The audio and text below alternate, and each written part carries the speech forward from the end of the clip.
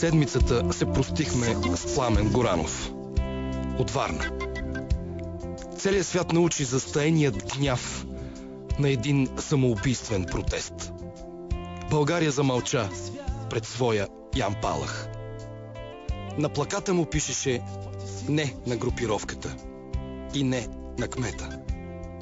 Имената им дори нямат значение. Той всъщност се въздигна срещу нашето равнодушие, безразличие и бездействие. А нашите действия продължават да бъдат храна за онова, срещу което заставаме. Защо ли? Нека се погледнем в огледалото. Бихме ли изтеглили парите си от техните банки? Бихме ли сменили тяхната застрахователна компания? Бихме ли спрели да летим с авиокомпанията?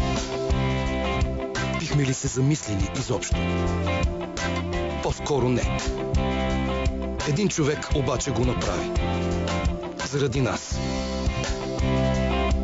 Пламен Горанов от Варна, България. Почивай в мир.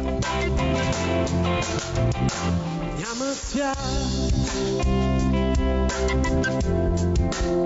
без твоите сини очи.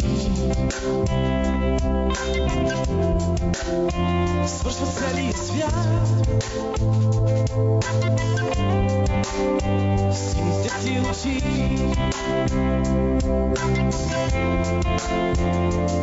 Няма синьо море,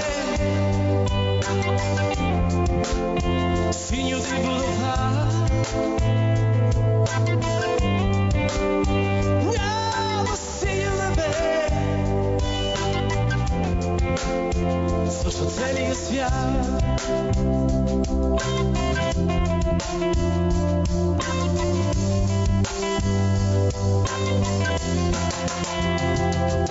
Накъдето погледна, виждам те, сините ти очи, виждам целия свят.